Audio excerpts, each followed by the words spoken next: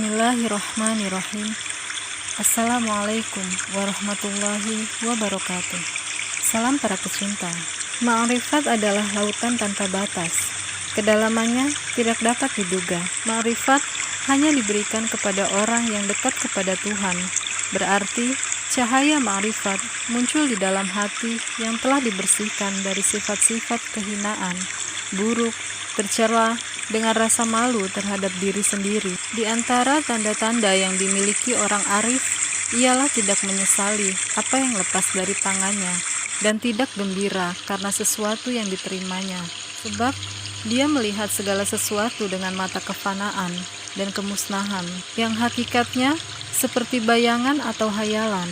Al-Junaidi berkata, orang arif tidak disebut arif kecuali dia menjadi seperti tanah yang siap dipijak orang baik dan buruk, atau seperti awan yang memayungi segala sesuatu, atau seperti hujan yang mengairi orang yang disukai dan yang tidak disukai. Ada yang berkata, bergaulah dengan orang arif dapat mengajakmu dari 6 perkara ke 6 perkara, dari keraguan ke keyakinan, dari ria ke ikhlas, dari lalai ke zikir, dari keinginan terhadap dunia ke keinginan terhadap akhirat, dari takabur ke tawadu, dan dari buruk sangka ke nasihat. Dalam kisah Jalaluddin Rumi antara Nabi Musa dan seorang gembala, Al-Kisah, Nabi Musa melewati sebuah padang rumput. Dalam perjalanannya ke kota, dia melihat seorang gembala sedang duduk menunggu dengan wajah tengadah ke langit, seraya berkata kepada Tuhan, "Di mana engkau berada, agar aku dapat menjahitkan pakaianmu, menyisihkan kaus kakimu, dan membuatkan pembaringanmu? Di mana engkau, agar aku dapat menyisir rambutmu, dan membawakan susumu untuk kau minum?" Nabi Musa mendekati si pengembala dan berkata, "Kepada siapakah engkau berbicara?"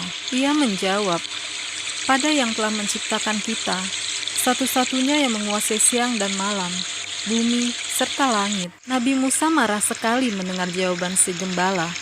"Berani-beraninya engkau bicara dengan Tuhan seperti itu. Apa yang engkau katakan itu menghinanya. Kau seharusnya menyumpal mulutmu jika tidak dapat mengendalikan lidahmu. Setidaknya tak seorang pun akan mendengarkan ucapanmu yang memalukan dan menghinakan itu, yang juga telah meracuni cakrawala. Engkau harus berhenti sama sekali berbicara begitu. Kalau tidak, Yang Maha Kuasa akan menghukum seluruh umat manusia atas dosamu." Sang gembala yang bangkit begitu mengenali Nabi, berdiri dalam keadaan terguncang. Dengan air mata mengalir di pipinya, dia mendengarkan lanjutan ucapan Nabi Musa. Memangnya Tuhan yang Maha Kuasa itu seperti manusia mengenakan baju atau kaos kaki? Apa dia janin tak terwujud yang perlu diberi susu supaya dia tumbuh? Tentu tidak. Tuhan Maha Sempurna, dia tidak memerlukan apa-apa. Dengan bicara padanya seperti yang telah kau lakukan, engkau bukan saja menodai dirimu sendiri, melainkan juga menodai seluruh ciptaan Tuhan. Engkau bukan apa-apa, melainkan penentang agama dan musuh Tuhan. Mintalah ampunan, andai masih ada kesadaranmu yang tersisa." Gembala yang lugu itu tidak sepenuhnya memahami bahwa apa yang dia telah katakan kepada Tuhan ternyata begitu kasar, atau kenapa sang nabi menyebutnya sebagai musuh Tuhan. Meski demikian, dia tahu nabi Tuhan pastinya tahu lebih baik ketimbang yang lainnya. Hampir tidak dapat menahan sendu-sedannya, dia berkata kepada Nabi Musa, "Engkau telah menerangi jiwaku. Mulai sekarang mulutku akan terkatup." Dengan tatapan dalam, ia berbalik dan menuju gurun. Merasa bangga karena telah meluruskan jiwa salah jalan, Nabi Musa melanjutkan perjalanannya ke kota. Di saat itulah Yang Maha Kuasa menegurnya, "Kenapa engkau datang mengusikku dan hamba setiaku? Kenapa engkau memisahkan pecinta dari kekasihnya? Kami telah mengirimmu supaya engkau menyatukan satu sama lain, bukannya merusak ikatan mereka." Nabi Musa mendengarkan sabda surgawi dengan hormat dan rendah hati. Kami tidak menciptakan dunia ini dengan tujuan memperoleh keuntungan darinya. Penciptaan adalah demi keuntungan yang diciptakan. Kami tidak membutuhkan pujian atau sanjungan. Yang menyanjunglah yang akan mendapat keuntungan. Ingatlah bahwa dalam cinta, kata-kata bukan sekedar omong kosong nirmakna. Kami tidak peduli dengan keindahan ucapan atau susunan kalimat.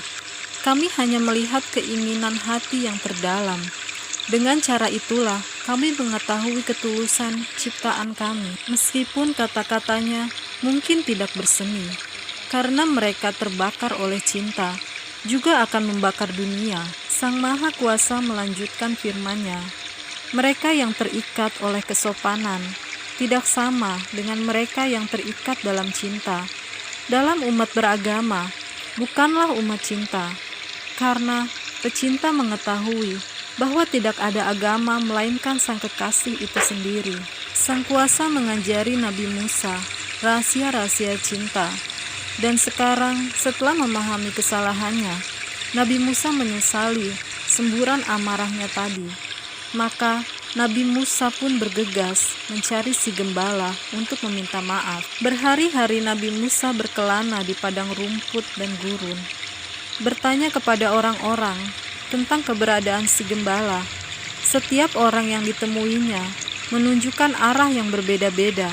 Pencarian yang kelihatannya sia-sia, namun akhirnya Nabi Musa melihat si gembala sedang duduk di dekat sebuah mata air. Pakaiannya kucel dan compang-camping. Dia sedang bermeditasi dan tidak memperhatikan Nabi Musa. Kemudian menunggu cukup lama. Pada akhirnya si gembala mengangkat wajahnya dan memandang Nabi. Aku punya pesan penting untukmu, kata Nabi Musa. Allah telah bersabda, dan Dia berkata padaku, bahwa tidak diperlukan etika ketika berbicara dengannya. Engkau bebas berbicara dengannya, dengan cara apapun sesukamu, dengan kata-kata pilihanmu. Apa yang tadinya kukira penghinaan darimu, sesungguhnya adalah keyakinan dan cinta yang menyelamatkan dunia. Sang pengembala menjawab dengan sederhana, aku telah melalui tahapan, kata-kata, dan ucapan. Hatiku sekarang diterangi kehadirannya. Aku tidak dapat menjelaskan keadaanku sekarang kepadamu. Di samping itu, tidak ada kata-kata yang dapat melukiskannya.